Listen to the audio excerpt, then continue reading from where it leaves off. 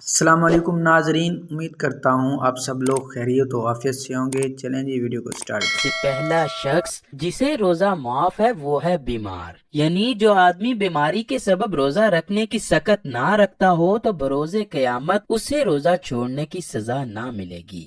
ناظرین گرامی، یہاں سوال یہ پیدا ہوتا ہے کہ شریعت میں کس قسم کی بیماری میں روزہ چھوڑنے کی اجازت ہے؟ یعنی اب ایسا تو نہیں ہو سکتا نا کہ انسان کو ہلکا سا بخار ہو یا زکام ہو اور بندہ کہے کہ میں تو بیمار ہوں، اب روزے نہیں رکھوں گا۔ یاد رکھیے کہ اگر آدمی کو زکام ہے، سر میں درد ہے یا جسم کے کسی حصے میں معمولی درد ہے اور اگر آدمی اس حالت میں روزہ چھوڑ دیتا ہے تو اس کو سخت گناہ ہوگا۔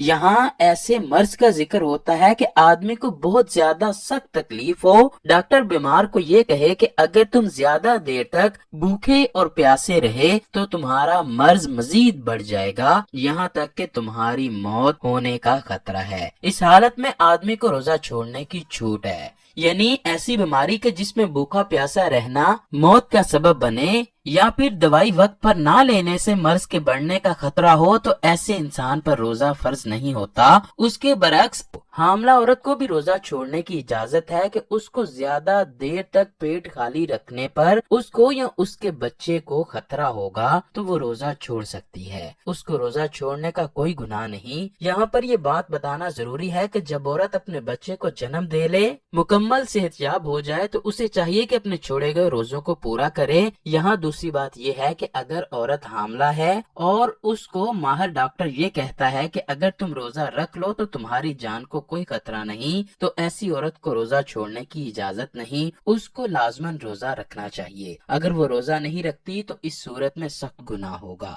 نمبر 3، بوڑھا آدمی۔ اگر ایک آدمی کو اتنا بڑھاپا آ گیا ہو کہ وہ کافی کمزور اور بیمار ہو گیا ہو، اس کو اتنی کمزوری ہو گئی ہو کہ اس کے لیے بھوک اور پیاس کو برداشت کرنا بہت ہی مشکل ہو جائے اور اس کو یہ ڈر ہو کہ اگر میں نے اپنے پیٹ کو زیادہ دیر خالی رکھا تو مجھے موت ہونے کا خطرہ ہے، اس بوڑھے کے لیے بھی روزہ چھوڑ دینے کا کوئی گناہ نہیں۔ ایسے بوڑھے آدمی کے لیے بھی روزے اللہ کی طرف سے معاف کر دیے گئے ہیں۔ ایسے آدمی کے لیے فدیہ یہ ہے کہ اگر اس میں تھوڑی بہت طاقت آ جائے تو اس کو اپنے چھوڑے گئے روزوں کو پورا کر لینا چاہیے۔ لیکن اگر بوڑھے آدمی کو بڑھاپے نے اتنا زیادہ گھیر لیا ہو کہ اس کو یقین ہو جائے کہ اب میں طاقتور نہیں ہو سکتا، اس حالت میں اس کو اپنے ہر روزے کے بدلے میں فدیہ ادا کرنا پڑے گا۔ اس لیے کہ فدیہ یہ ہے کہ ایک مسکین کو صبح اور شام پیٹ بھر کے کھانا کھلائے۔ نمبر 4، دودھ پلانے والی عورت۔ یہاں پر یہ واضح کر دینا بہت ہی بہتر ہوگا کہ قدیم زمانوں میں عورتیں دوسروں کے بچوں کو دودھ پلایا کرتی تھیں، وہ 2 یا 3 سال بچوں کو دودھ پلایا کرتی تھیں، ایسی عورتوں کو دائیاں کہا جاتا تھا۔ لیکن اب قدیم زمانوں کی طرح دائیاں دوسرے لوگوں کے بچوں کو دودھ نہیں پلاتی، اس لیے یہاں ایسی ماؤں کا ذکر کیا جاتا ہے کہ اگر ان ماؤں کا ڈاکٹر یہ بات کہے کہ اگر تم زیادہ دیر تک بھوکی اور پیاسی رہی تو تمہارے بچے کی جان کو خطرہ ہے یا بچہ دودھ سے محروم ہو سکتا ہے، تو ایسی عورتوں کو بھی روزے بعد میں رکھنے کی اجازت دی گئی ہے کہ جب وہ ٹھیک ہو جائیں تو اپنے چھوڑے گئے روزوں کو پورا کر لیں۔ نمبر 5، پاگل آدمی۔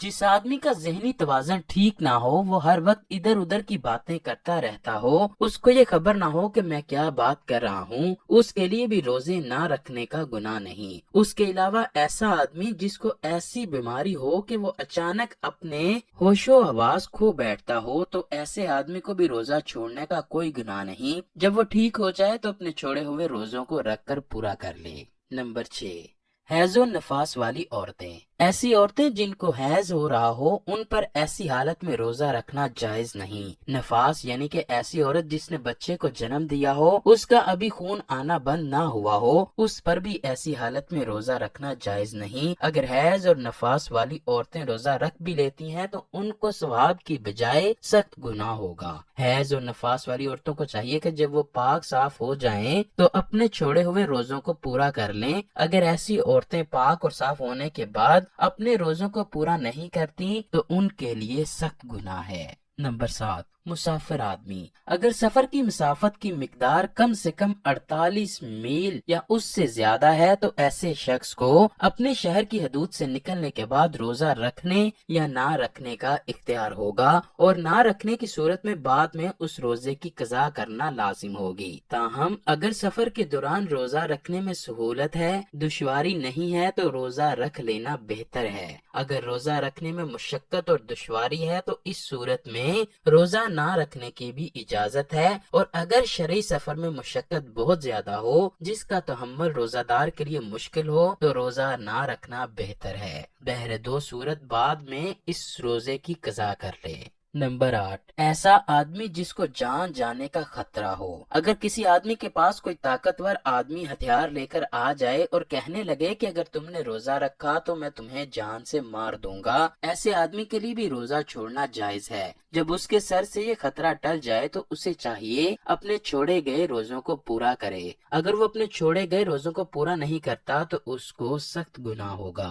نمبر 9، نابالغ بچہ۔ اس بات کا علم ہم سب کو ہے کہ روزہ بالغ پر فرض ہے جو اپنے ہوش و حواس میں ہو۔ نابالغ بچے کو روزہ نہ رکھنے کا کوئی گناہ نہیں۔ اگر کوئی بچہ 10 یا 11 سال کا ہو جائے اور روزہ رکھنے کی طاقت رکھتا ہو تو اس کو چاہیے کہ وہ روزہ رکھ لے، اور اگر 10 یا 11 سال کا بچہ روزہ نہیں رکھتا تو اس کے والدین کو چاہیے کہ اس بچے پر سختی کر کے اس کو روزہ رکھوائیں۔ نمبر 10، سانپ کاٹ دے یا کوئی ایسا زخم یا حادثہ ہو جائے کہ جان جانے کا خطرہ ہو تو ایسی صورت میں روزہ توڑ دینے کا کوئی گناہ نہیں ہوگا۔